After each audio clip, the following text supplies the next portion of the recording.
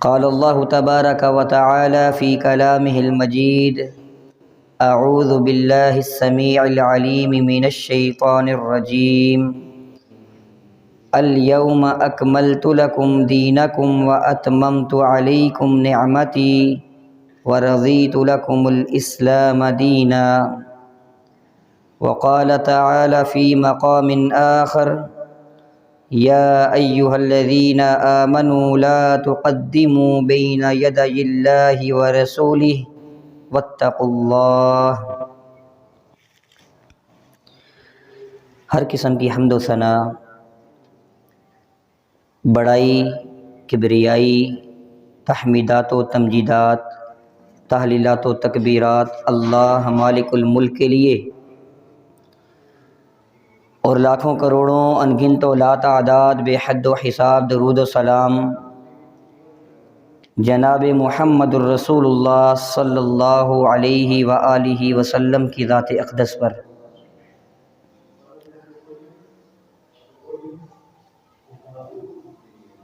محترم بھائیو، اللہ رب العالمین قرآن مجید میں ارشاد فرماتے ہیں الیوم اکملت لکم دینکم واتممت علیکم نعمتی ورضیت لکم الاسلام دینا۔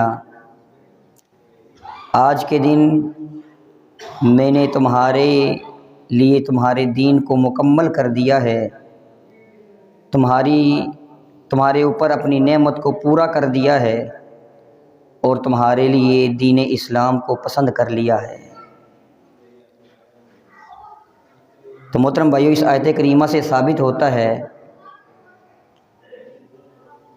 کہ دین اسلام جناب محمد الرسول اللہ صلی اللہ علیہ وآلہ وسلم کی حیات مبارکہ کے اندر ہی مکمل ہو چکا تھا۔ ہر کوئی ایسا عمل،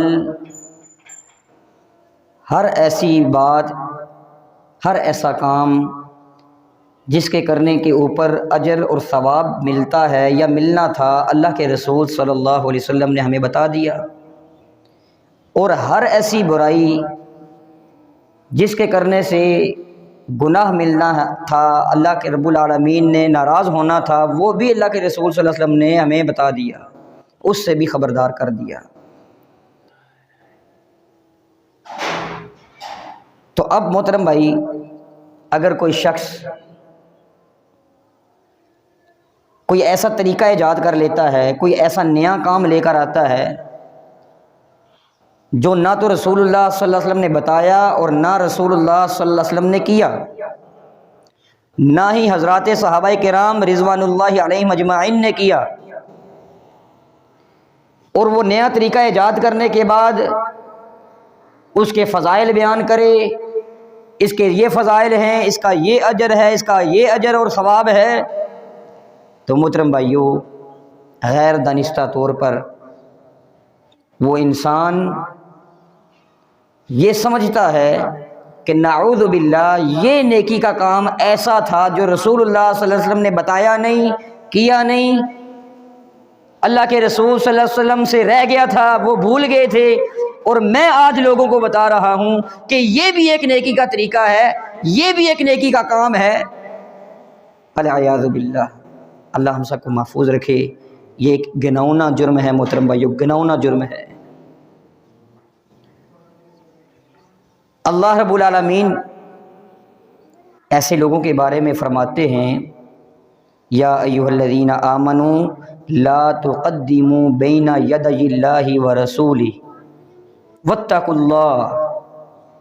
اے ایمان والو، اللہ اور اس کے رسول سے آگے مت بڑھو، جتنا اللہ اور اس کے رسول نے بتا دیا اتنا کرو، جتنا رسول اللہ صلی اللہ علیہ وسلم نے عمل کیا اتنا ہی عمل کرو، اللہ اور اس کے رسول سے آگے بڑھنے کی کوشش نہ کرو۔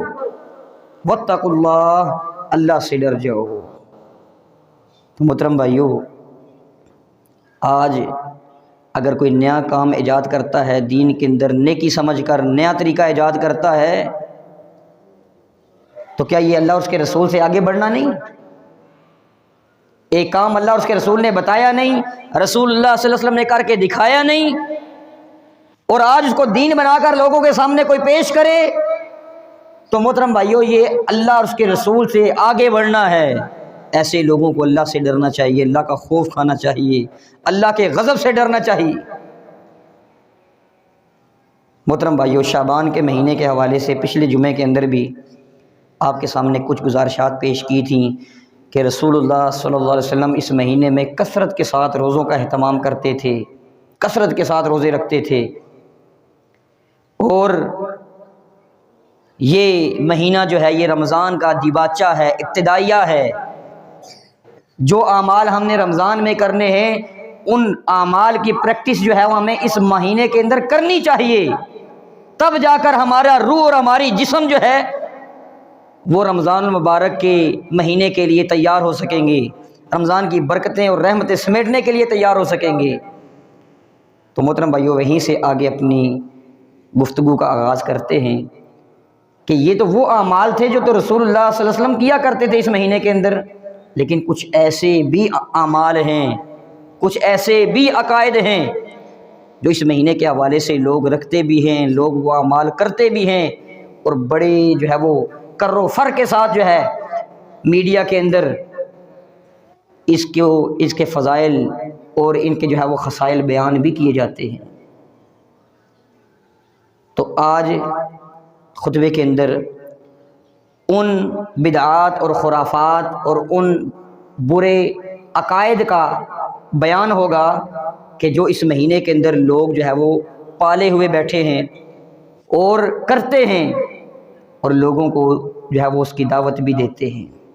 اللہ تعالیٰ سے دعا ہے اللہ رب العالمین حق اور سچ کہنے کی توفیق عطا فرمائے، اور اس کے بعد اس حق اور سچ کو اپنانے اور اس پر عمل پیرا ہونے کی توفیق عطا فرمائے۔ تو محترم بھائیو، پہلے ہم جان چکے ہیں کہ رسول اللہ صلی اللہ علیہ وسلم اس مہینے میں کثرت کے ساتھ روزے رکھتے تھے۔ تو کیوں روزے رکھتے تھے اللہ کے رسول صلی اللہ علیہ وسلم اس مہینے میں؟ پہلے تو ہم یہ جانتے ہیں، پھر اپنے اصل موضوع کی طرف جائیں گے۔ اس مہینے میں رسول اللہ صلی اللہ علیہ وسلم کثرت کے ساتھ روزے کیوں رکھتے تھے؟ یہی سوال اسامہ رضی اللہ تعالیٰ عنہ رسول اللہ صلی اللہ علیہ وسلم سے پوچھتے ہیں۔ سنن نسائی کے اندر یہ روایت موجود ہے۔ پوچھتے ہیں اللہ کے رسول آپ اس مہینے میں اتنے کثرت کے ساتھ روزے کیوں رکھتے ہیں؟ اللہ کے رسول صلی اللہ علیہ وسلم نے فرمایا اس مہینے میں لوگوں کے سال بھر کے اعمال جو ہے وہ اللہ کے حضور پیش کیے جاتے ہیں، اور میں پسند کرتا ہوں کہ جب میرے اعمال اللہ کے حضور پیش ہوں تو میں روزے کی حالت میں ہوں۔ اس حدیث کے حوالے سے محترم بھائیو 2 پوائنٹ آپ کے سامنے بیان کروں گا۔ پہلا نقطہ تو یہ ہے، پہلا پوائنٹ تو یہ ہے کہ اس حدیث میں کہیں پر بھی یہ مینشن نہیں ہے کہ اعمال جو ہے لوگوں کے سال بھر کے اعمال وہ شعبان کی 15 تاریخ کو یا 15ویں رات کو اللہ کے حضور پیش ہوتے ہیں۔ بہت سارے لوگوں نے یہ سمجھ کر کے اسی رات کو اعمال اللہ کے حضور پیش ہوتے ہیں، لوگوں نے اس رات کا 15 شعبان کا روزہ رکھنا شروع رات کو جو ہے وہ عبادت کرنا شروع کر دی، اور صبح اگلے دن کا روزہ رکھنا شروع کر دیا۔ محترم بھائیو، اس حدیث میں کہیں پر بھی تاریخ مینشن نہیں ہے۔ آپ علیہ الصلوۃ والسلام کثرت کے ساتھ اس مہینے میں روزے رکھتے تھے، وجہ یہ بتائی کہ اس مہینے میں کسی بھی دن یا کسی بھی رات کو اللہ کے حضور اعمال پیش ہوتے ہیں، اور دن کو پیش ہوتے ہیں محترم بھائیو، رات کو نہیں، دن کو پیش ہوتے ہیں۔ اور فرمایا کہ جب میرے اعمال اللہ کے حضور پیش ہوں تو میں روزے کی حالت میں ہوں، اس لیے کثرت کے ساتھ روزے رکھتے تھے۔ اگر یہ پتہ ہوتا حضور علیہ الصلوۃ والسلام کو کہ 15 شعبان کے دن ہی اللہ کے حضور اعمال پیش ہوتے ہیں تو پھر آپ علیہ الصلوۃ والسلام صرف 15 کے دن کا روزہ رکھ لیتے، 15ویں تاریخ کا روزہ رکھ لیتے، کثرت کے ساتھ اس مہینے کے روزے رکھنے کی بھی ضرورت ہی نہ پیش آتی۔ تو محترم بھائیوں، معلوم یہ ہوا کہ اللہ کے رسول صلی اللہ علیہ وسلم کو بھی یہ علم نہیں دیا گیا تھا کہ کون سی تاریخ کو جو ہے وہ انسان کے اعمال سال بھر کے اللہ کے حضور پیش ہوتے ہیں۔ تو محترم بھائیوں، ایک نقطہ تو یہ، دوسرا نقطہ اس حدیث کے حوالے سے یہ ہے کہ جو انسان کے اعمال اللہ کے حضور پیش ہوتے ہیں وہ پیشیاں 3 طرح کی ہیں۔ ایک روزانہ کے صبح شام کے حوالے سے پیشی ہوتی ہے، ہمارے صبح کے اعمال شام کو اللہ کے حضور پیش ہوتے ہیں، شام کے اعمال جو ہے وہ صبح کو اللہ کے حضور پیش ہوتے ہیں، اور یہ صحیح بخاری سے ثابت ہے۔ فجر کے وقت جو ہے وہ اللہ کے حضور اعمال پیش ہوتے ہیں، ان قرآن الفجر کان مشہودا، اور عصر کے وقت جو ہے وہ اعمال پیش ہوتے ہیں۔ اور محترم بھائیو، سنن ترمذی کی روایت کے مطابق ایک اور پیشی بھی ہے، وہ پیشی ہفتہ وار پیشی ہے۔ ہفتے کے اعمال اللہ کے حضور پیش ہوتے ہیں، ہفتے بھر کے۔ سوموار کو بھی اللہ کے حضور اعمال پیش ہوتے ہیں، جمعرات کو بھی اللہ کے حضور اعمال پیش ہوتے ہیں۔ اور ایک پیشی اس روایت کے اندر جو میں نے آپ کے سامنے پڑھی ہے کہ سال بھر کے اعمال اللہ کے حضور پیش کیے جاتے ہیں۔ تو محترم بھائیو، یہ آپ کے سامنے حضور علیہ الصلوۃ والسلام کے اس مہینے کے اندر روزے رکھنے کی وجہ بیان آپ کے سامنے کی تھی۔ اب آتے ہیں اس مہینے کے اندر بہت ساری جو بدعات اور خرافات لوگوں نے بنا رکھی ہیں، ان کا تذکرہ کرتے ہیں۔ تو محترم بھائیو، سب سے پہلی بات 15 شعبان کی رات، جس کو شب برات بھی کہتے ہیں لوگ، شب قدر بھی کہتے ہیں، اس رات کو لوگ عبادت کی رات سمجھتے ہیں، اور اگلے دن پھر اس کا اسپیشلی روزہ بھی رکھتے ہیں۔ محترم بھائیو، کسی بھی حدیث سے یہ عمل ثابت نہیں ہے کہ اسی رات کو خاص عبادت کے لیے خاص کیا جائے اور پھر اگلے دن کا روزہ رکھا جائے۔ آپ روزہ رکھیں، نفلی روزے اس مہینے کے کثرت کے ساتھ رکھیں، مسنون ہے، لیکن صرف ایک دن کا خاص روزہ رکھنا کہ 15 شعبان کا روزہ رکھوں، محترم بھائیو، اس کے لیے پھر ہمیں دلیل چاہیے۔ آپ ہر رات عبادت کریں، ہر رات تہجد پڑھیں، ہر رات قرآن پڑھیں، اللہ کا ذکر کریں، فبہا ونعمت، لیکن صرف ایک 15 شعبان کی رات کو، شب برات یا شب قدر کی رات کو خاص کر کے اللہ کی عبادت کرنا، اس کے لیے دلیل چاہیے ہوگی۔ لیلۃ القدر خیر من الف شہر، 1000 مہینوں کی سے بہتر ایک رات لیلۃ القدر کی رات ہے۔ اس ایک رات میں آپ عبادت کرتے ہیں، 1000 مہینے کی عبادت سے بہتر ہے۔ دلیل ہمارے پاس موجود ہے، قرآن مجید کی آیت موجود ہے، رسول اللہ صلی اللہ علیہ وسلم کے فرامین موجود ہے، لیکن یہ شب برات یا شب قدر کی رات عبادت کرنا خاص طور پر مخصوص کر کے، محترم بھائیو، اس کی پھر دلیل پیش کریں، ہم سب مل کر عبادت کریں۔ تو محترم بھائیو، دوسرا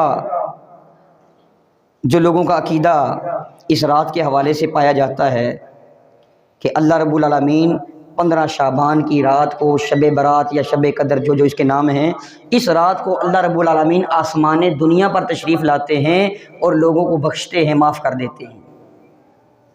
محترم بھائیو، یہ اللہ تعالیٰ کی بہت بڑی اور وسیع رحمت کو انہوں نے ایک رات کے ساتھ محدود اور مخصوص کر کے رکھ دیا۔ ایسا صرف 15 شعبان کی رات کو نہیں ہوتا۔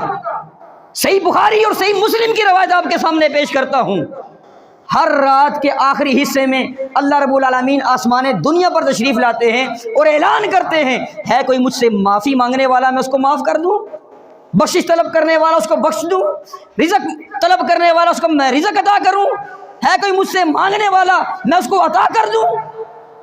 ہر رات کے آخری حصے میں محترم بھائیو، اللہ رب العالمین آسمان دنیا پر تشریف لاتے ہیں، صرف 15 شعبان کی رات کو نہیں۔ اور 15 شعبان کی رات کو آسمان دنیا پر اللہ کے آنے والی جتنی بھی روایتیں ہیں، وہ ساری کی ساری محترم بھائیو جھوٹی ہیں، رسول اللہ صلی اللہ علیہ وسلم سے ثابت نہیں ہیں۔ صحیح حدیث صحیح بخاری اور مسلم کی جو میں نے آپ کے سامنے پیش کی ہے، آنکھیں بند کر کے محترم بھائیو، یہ دو ایسی کتابیں ہیں، صحیح بخاری اور صحیح مسلم، آنکھیں بند کر کے ان کی ہر روایت کے اوپر، ہر حدیث کے اوپر آپ عمل کر سکتے ہیں، ان کو آپ اپنے عقیدے میں لا سکتے ہیں، اپنے عمل میں لا سکتے ہیں۔ تو محترم بھائیو، صحیح بخاری اور مسلم کے مطابق ہمارا عقیدہ کیا ہونا چاہیے؟ ہر رات کے آخری حصے میں اللہ رب العالمین آسمان دنیا پر آتے ہیں اور بخشش طلب کرنے والوں کو بخشتے ہیں، رزق طلب کرنے والوں کو رزق بھی دیتے ہیں، اور جو کچھ بھی اللہ کے سامنے سوال اپنا اس وقت رکھتا ہے، اللہ رب العالمین اس کو عطا کرتے ہیں۔ یہ ہمارا عقیدہ۔ اور محترم بھائیو، اسی طرح کچھ لوگوں کا یہ عمل بھی ہے کہ 15ویں رات کو، یہ جس کو شب قدر، شب برات یہ نام دیے گئے ہیں، اس رات کو خصوصی پکوان پکاتے ہیں، ڈشیں پکاتے ہیں، حلوہ پوری پکائی جاتی ہے، کھیریں وغیرہ پکا کر تقسیم کی جاتی ہیں، چاول تقسیم کیے جاتے ہیں۔ محترم بھائیو، اس کے پیچھے ان کا ایک عقیدہ ہے، اور وہ عقیدہ یہ ہے کہ ہمارے جو فوت شدہ جو لوگ ہیں، آباء و اجداد، بزرگ جتنے بھی ہمارے فوت ہو چکے ہیں، ان کی روحیں گھر میں آتی ہیں۔ محترم بھائیو، یہ ہندوانہ عقیدہ ہے، یہ آتش پرستوں کا عقیدہ ہے، منگول لوگوں کا عقیدہ ہوا کرتا تھا۔ وہ روحوں کو مانتے اور ان کی جو ہے وہ پوجا کرتے تھے، ان کو وہ روحوں کو بلانے والے تھے۔ محترم بھائیو، ہمارا اسلام کے اندر روحوں کا کوئی کانسیپٹ نہیں ہے۔ جو یہاں سے مر گیا وہ اللہ رب العالمین کے پاس چلا گیا، یا اگر اچھا ہے تو اللہ رب العالمین کی مہمانی میں ہے، اللہ تعالیٰ کے انعامات میں ہے۔ اگر وہ برا تھا، روح اس کی بری تھی، وہ بدروح تھی، تو محترم بھائیو وہ پھر اللہ کی قید میں ہے۔ اور ہمارا عقیدہ ہے اللہ رب العالمین طاقتور ذات ہے، جو اللہ کی قید میں ہے وہ اللہ کی قید کو جو ہے وہ اللہ کی قید سے چھوٹ کر بھاگ کر وہ دنیا میں نہیں آ سکتا۔ اور ہمارا عقیدہ ہے جو اللہ کے انعامات میں ہے، اللہ کی مہمانی میں ہے، تو محترم بھائیو پھر اس کو ہمارے حلووں کی ضرورت نہیں۔ اللہ رب العالمین، اس کے سامنے اللہ رب العالمین نے جو جنت کی نعمتیں رکھی ہیں، ان جنت کی نعمتوں کے آگے ہمارے حلوے، ہماری یہ ڈشیں، یہ کچھ حیثیت نہیں رکھتی۔ محترم بھائیو، یہ عقیدہ رکھا جاتا ہے کہ اگر 15 شعبان کی رات کو ہم یہ حلوہ پوری نہیں پکائیں گے تو روحیں آئیں گی اور ہماری پھر دیواروں کو چاٹنا شروع کر دیں گی۔ عجیب عقیدہ، ہندوانہ عقیدہ، منگولوں کا یہ عقیدہ۔ آتش کی پوجا کرنے والے، جو آگ کی پوجا کرنے والے منگول ہوتے تھے، یہ ان کا عقیدہ ہے، روحیں آتی ہیں۔ محترم بھائی، یہ روحیں نہیں آتی۔ اور اسی طرح کچھ لوگوں کا عقیدہ ہے اور کچھ لوگوں کا عمل بھی ہے کہ 15 شعبان کی رات کو محترم بھائیو چراغاں کیا جائے، آتش بازی کی جائے اور پٹاخے چھوڑے جائیں۔ محترم بھائیو، 2 طرح سے یہ عمل حرام ہے۔ پہلا، اس کی حرمت کی وجہ تو یہ ہے کہ یہ اسراف ہے، یہ مال کا ضیاع ہے، اور اسراف کرنے والا، فضول خرچی کرنے والا شیطان کا بھائی آپ جانتے ہیں۔ تو جو اس دن یا اس رات کو پٹاخوں کی صورت میں، چراغاں کی صورت میں، لائٹنگ کی صورت میں فضول خرچیاں کرتے ہیں، محترم بھائیو پھر وہ شیطان کے بھائی۔ اللہ رب العالمین نے کہا ہے کہ فضول خرچ شیطان کا بھائی ہے۔ تو محترم بھائیو، شیطانوں والے کام نہ کریں۔ اور یہ جو موم بتی مافیا، روشن خیال لوگ ہیں، روشن خیال جو طبقہ ہے، یہ جب آگے دیکھیں قربانی آئے گی، حج کے دن آئیں گے، ان کے منہ پھٹیں گے۔ یہ آپ کو جو ہے وہ سوشل میڈیا کے اوپر بکواس کرتے ہوئے نظر آئیں گے کہ بھائی یہ اتنا خرچہ کر کے حاجی حج کے لیے کیوں جاتے ہیں؟ اتنے خرچے میں اور اتنے پیسے میں تو کئی جو ہے وہ غریب کی بیٹیوں کے گھر بس جائیں گے، شادیاں کروا دی جائیں۔ اتنے جانوروں کے گلے کاٹنے کے بجائے جو ہے وہ جانور ذبح کرنے کے بجائے کسی غریب کے جو ہے وہ بیٹی کی شادی کروا دی جائے۔ اس طرح ان کے منہ پھٹیں گے محترم بھائیوں۔ لیکن یہاں ایسے موقع پر جہاں فضول خرچیاں ہوتی ہیں، لاکھوں کی، کروڑوں کی جو ہے وہ لائٹنگ کی جاتی ہے، آتش بازی کی جاتی ہے، پٹاخے پھوڑے جاتے ہیں، یہاں ان کا منہ نہیں پھٹے گا، یہاں پر وہ آپ کو بولتے ہوئے نظر نہیں آئیں گے۔ محترم بھائیوں، ایک وجہ تو یہ کہ یہ فضول خرچی ہے، حرام، اور اس کی حرمت کی محترم بھائیوں۔ دوسری وجہ جو ہے وہ یہ ہے کہ یہ مجوسیوں سے مشابہت رکھتی ہے، یہ عمل مجوسیوں سے مشابہت رکھتا ہے۔ وہ آگ کی پوجا کرتے تھے، وہ آگ جلا کر، وہ لائٹیں جو ہے وہ دیے جگہ جگہ پر جلا کر جو ہے وہ چراغاں کرتے تھے۔ منگولوں کا عمل جو ہے وہ سب لوگوں نے دیکھا ہوا بھی ہے۔ یہ جو ترکیوں کا جو ڈرامہ لگتا ہے اس کے اندر بھی دکھایا جاتا ہے، وہ جگہ جگہ پر جو ہے وہ چاروں طرف جو ہے وہ آگ وغیرہ جلا کر جو ہے وہ اس کی پوجا کرتے ہیں۔ محترم بھائیو، صحیح بخاری کی روایت ہے، حضور علیہ الصلوۃ والسلام کے سامنے اللہ کے رسول صلی اللہ علیہ وسلم نے صحابہ کرام سے مشورہ طلب کیا۔ اس وقت اذان نہیں ہوتی تھی، اذان مشروع نہیں تھی۔ مشورہ کیا کہ میرے صحابہ مجھے بتاؤ کہ لوگوں کو نماز کے لیے کیسے اکٹھا کیا جائے، کیسے لوگوں کو پتہ چلے کہ ابھی جماعت کا وقت ہو چکا ہے، نماز کے لیے آئیں۔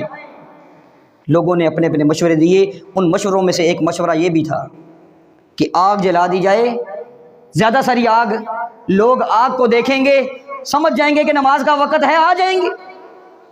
حضور علیہ الصلوۃ والسلام نے اس مشورے کو ناپسند کیا، اور وجہ کیا تھی؟ یہ مجوسیوں کی مشابت ہے، مجوسیوں کا عمل ہے۔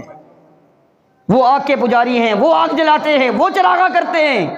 اور محترم بھائیو، وہ مجوسیوں والے عمل جو ہے وہ آج ہمارے مسلمانوں نے پکڑ لیا ہے، ان کی رسم وہ آج ہمارے اندر رائج ہو چکی ہے۔ 15 شعبان کی رات کو چراغاں ہوتا ہے، لائٹنگ ہوتی ہے، آگ جلائی جاتی ہے، اور منہ کے اندر پیٹرول ڈال کر جو پھونک مار کر جو ہے وہ آگ جو ہے وہ اس انداز کے ساتھ بھی جلائی جاتی۔ کون سا ایسا طریقہ ہے آگ جلانے کا جس انداز کے ساتھ جو ہے وہ، جس طریقے کے ساتھ آگ نہ جلائی جاتی ہو؟ ہر طریقے سے آتش بازی ہوتی ہے محترم بھائیو۔ تو یہ 2 وجوہات تھی اس کی حرمت کی۔ پہلی وجہ فضول خرچی، اور دوسری وجہ یہ حدیث میں نے آپ کے سامنے رکھی ہے کہ یہ آتش پرست جو لوگ ہیں، آگ کے پجاری، ان کے ساتھ مشابت ہے۔ اور نبی کریم صلی اللہ علیہ وسلم نے فرمایا من تشبہ بقوم فہو منہم، جو کسی قوم کے مشابت اختیار کرتا ہے وہ انہی کے ساتھ ہوگا قیامت کے دن۔ تو لہٰذا محترم بھائیو، ایسے عمل کریں کہ کل قیامت کے دن ہم رسول اللہ صلی اللہ علیہ وسلم کے امتی بن کر اٹھیں، نہ کہ جو ہے وہ آتش پرستوں کے ساتھ، آگ کے پجاریوں کے ساتھ۔ محترم بھائیو، اسی طرح لوگوں کے اعمال میں سے، ان کی بدعات اور خرافات میں سے ایک یہ بھی ہے کہ 15 شعبان کو اسپیشلی مرد بھی عورتیں بھی قبرستان کی زیارت کے لیے جاتے ہیں، قبروں کی زیارت کے لیے جاتی ہیں، اپنوں کی قبروں کی زیارت کے لیے چلے جاتے ہیں۔ قبر کوئی ٹوٹی پھوٹی ہے اس کو جو ہے وہ درست بھی کرتے ہیں، پھر ان کے اوپر جو ہے وہ موم بتیاں، چراغ اور اگربتیاں وغیرہ بھی جلاتے ہیں۔ محترم بھائیو، پہلی بات تو یہ ہے کہ اگر آپ کا فوت شدہ اس کے پاس ایمان اور عمل صالح کی روشنی ہے، نور ہے، تو محترم بھائیو آپ کی لائٹنگ کرنے کی، آپ کے چراغاں کرنے کی اس کو ضرورت نہیں۔ اگر اس کے پاس ایمان اور عمل صالح کی روشنی نہیں ہے، تب بھی محترم بھائیو آپ جتنا مرضی اس کی قبر پر چراغ جلا لیں، جتنا مرضی لائٹنگ کر لیں، موم بتیاں جلا لیں، جو مرضی کر لیں، اس کو اس کا فائدہ ہونے والا نہیں۔ تو محترم بھائیو، ایک بات تو یہ ہے، اور دوسری بات محترم بھائیو، سنن نسائی، صحیح ابن حبان، ان احادیث کی کتابوں کے اندر ایک روایت آتی ہے، نبی کریم صلی اللہ علیہ وسلم نے لعنت فرمائی ہے ایسی عورتوں پر جو قبروں کی زیارت کے لیے جاتی ہیں، اور والمتخذین علیہ المساجد والسرج، ایسے لوگوں پر بھی اللہ کے رسول صلی اللہ علیہ وسلم نے فرمایا کہ اللہ کی لعنت ہے کہ جو قبروں کے اوپر مسجدیں بنا لیتے ہیں یا قبروں کو سجدہ گاہ بنا لیتے ہیں، والمتخذین علیہ المساجد والسرج، اور قبروں کے اوپر چراغاں کرتے ہیں، چراغ جلاتے ہیں، موم بتیاں یا جو کچھ بھی کہہ لے، اگربتیاں، چراغاں کرتے ہیں، ان پر بھی اللہ کی لعنت ہے۔ تو محترم یہ اللہ کی لعنت والے کام ہیں۔ میں نہیں کہتا کہ آپ اپنوں کی قبروں کی زیارت کے لیے نہ جائیں، جا سکتے ہیں، اجازت ہے اس کی، لیکن وہاں پر جا کر یہ جو ہے وہ چراغاں کرنا، وہاں پر چراغ جلانا، اگربتیاں جلانا، وہاں پر موم بتیاں جلانا، یہ محترم بھائیو قطعاً اسلام اس کی اجازت نہیں دیتا۔ ایسے لوگوں پر اللہ کی لعنت ہے حضور علیہ الصلوۃ والسلام کے اس فرمان کے مطابق۔ تو لہٰذا اسپیشلی اس 15 شعبان کی رات کو جو ہے وہ مرد اور عورتوں کا جو ہے وہ قبرستان کی طرف جانا، اپنوں کی قبروں پر جا کر جو ہے وہ لائٹنگ، چراغ جلانا، موم بتیاں جلانا، یہ حرام ہے، بدعت ہے، اللہ اس کے رسول سے ثابت نہیں ہے، اور بلکہ لعنت والا کام ہے۔ اور اسی طرح محترم بھائیو، ایک عقیدہ شب برات کے حوالے سے بھی ہے۔ شب قدر بھی اس رات کو کہا جاتا ہے، 15 شعبان کی رات کو مطلب شب قدر اور شب برات، یہ 2 اس کے نام عموماً مشہور ہیں۔ تو محترم بھائیو یاد رکھیے گا، ایک ہے شب قدر، ایک ہے لیلۃ القدر۔ لیلۃ القدر تو آپ کو پتہ ہے رمضان کے آخری عشروں کی طاق راتوں میں سے کوئی ایک طاق رات ہے، اور شب قدر لوگ تو سمجھتے ہیں کہ یہ 15 شعبان کی رات ہے، نہیں محترم بھائیو، یہ بھی وہی رات ہے، ان کے اندر کوئی ڈیفرنس نہیں، کوئی فرق نہیں ہے، یہ صرف عوام کو دھوکہ دیا گیا ہے۔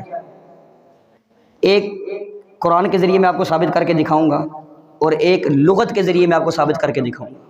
پہلے قرآن سے ثابت کرتے ہیں کہ یہ دونوں راتیں ایک ہی ہیں، شب قدر ہو یا لیلۃ القدر ہو، یہ ایک ہی رات ہے، یہ دو الگ الگ راتیں نہیں۔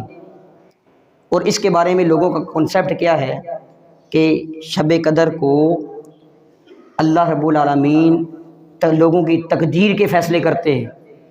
بالکل کرتے ہیں، قرآن سے ثابت ہے، لیکن یہ رات کون سی ہے؟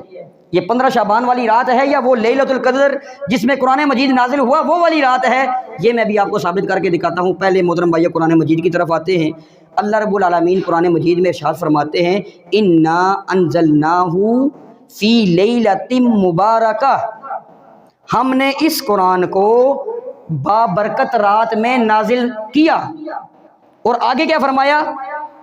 فیہا یفرق کل امر حکیم، اور اسی رات تقدیر کے بڑے بڑے معاملات کے فیصلے کیے جاتے ہیں۔